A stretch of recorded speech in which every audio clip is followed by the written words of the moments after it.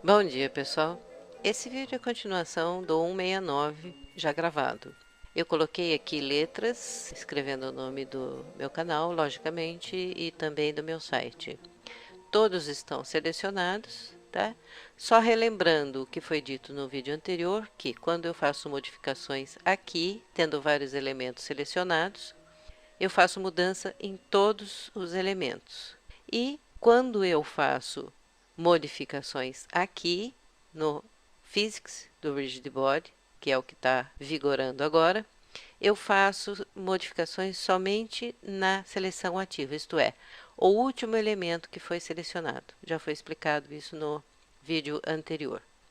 Então, falando um pouco mais a respeito de Rigid Body, eu fiquei de conversar com você um pouquinho a respeito desse lado aqui dessas configurações.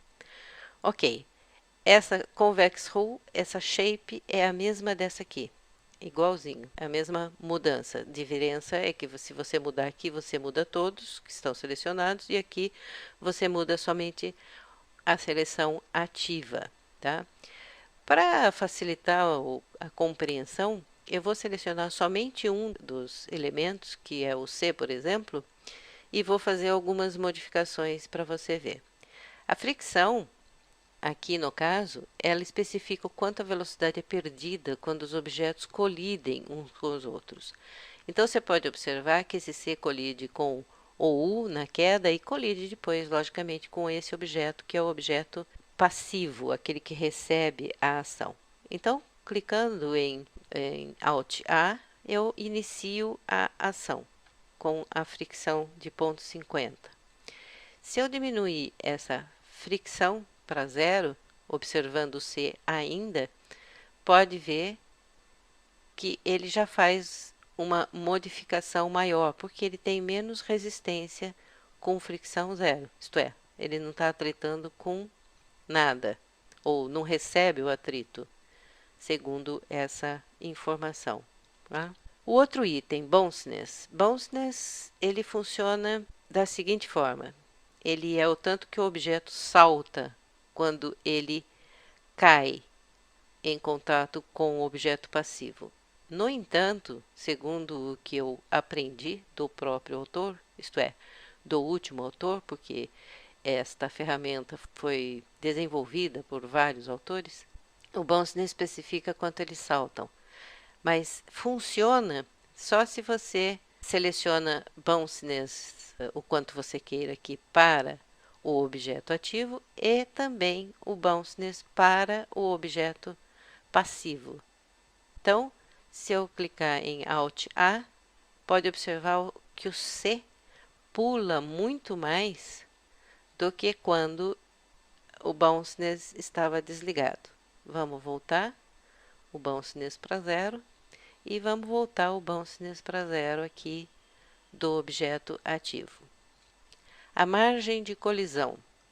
Margem de colisão é usada para melhorar o desempenho e estabilidade dos corpos rígidos e ela depende desse formato aqui e comporta-se de forma diferente dependendo de como isto está configurado. Ela é bem incorporada pelas formas esfera, box, a cápsula e o cilindro. E o Convex Hull, segundo as informações, permite apenas uma escala uniforme quando é incorporado. Ela não é incorporada pelas formas como o cone, por exemplo.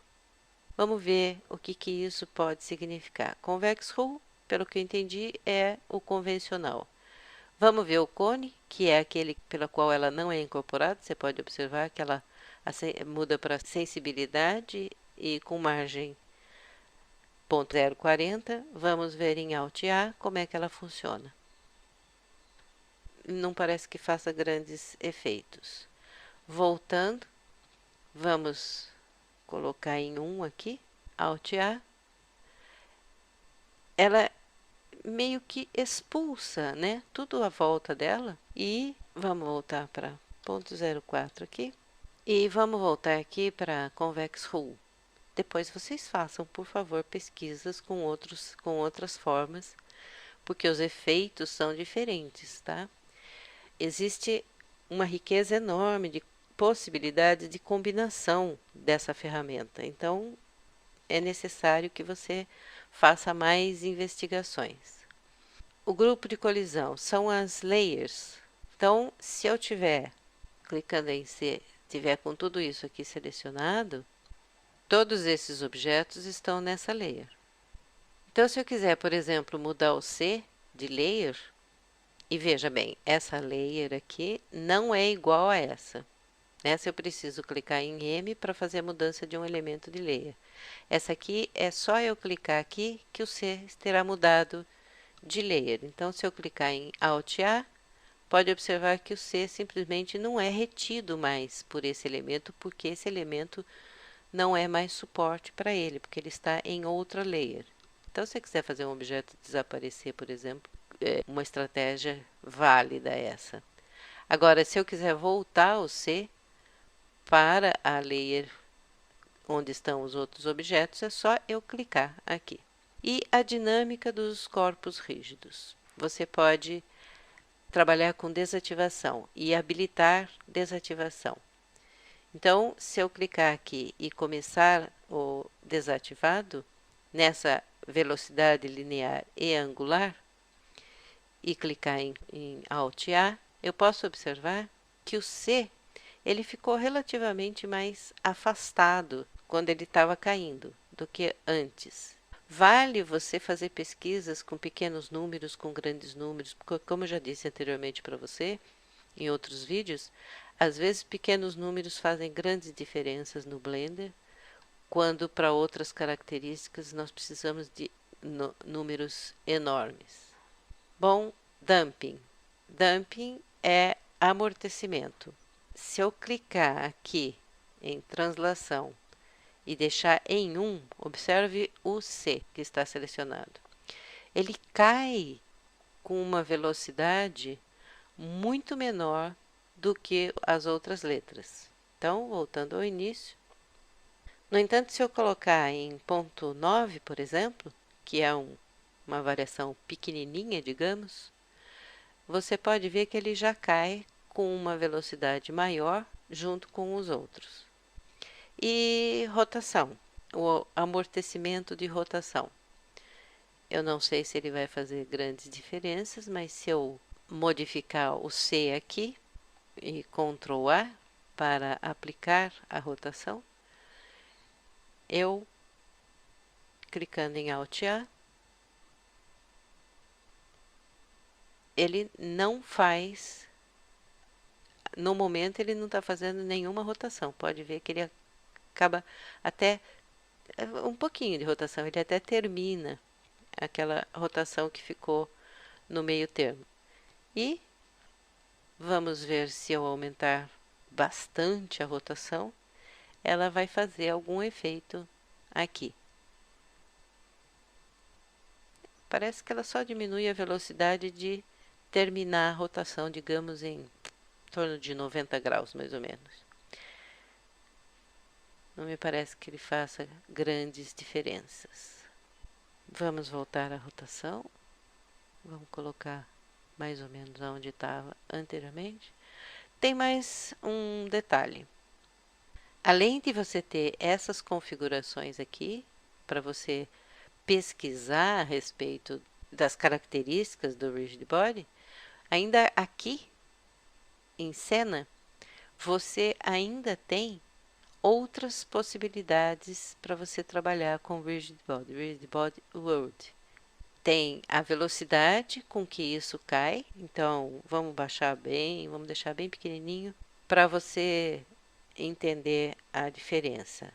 Alt A, veja bem, ele cai com uma velocidade bem menor do que ele caía anteriormente. E agora ele está afetando todos os membros do grupo.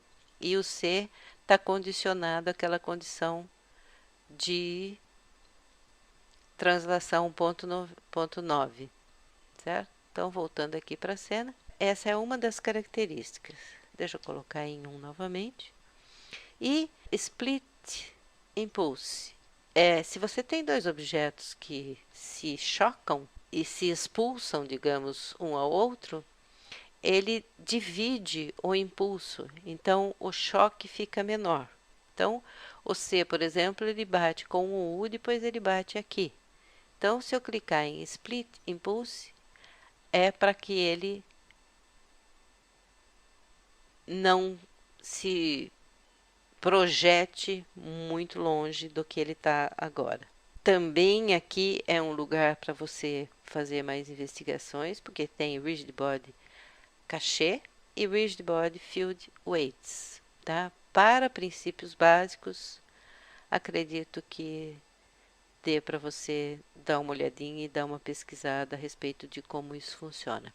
O Rigid Body também aceita campos de força, como você pode ver aqui, tá? Então, você pode vir em Shift A, colocar um campo de força, qual seja, o que você queira. Veja bem que tem bastante aqui. E depois fazer as configurações aqui e verificar o que acontece. É uma ferramenta bastante extensa. Tá? Uma outra coisa que gostaria de falar com você é sobre constraints. No entanto, eu vou deixar para o próximo vídeo, porque eu acho muito desagradável um vídeo muito comprido. E então, espero que você tenha gostado, entendido. Qualquer dúvida, você me escreve. Se eu souber responder, com certeza eu farei. E até o próximo. Nos vemos lá então.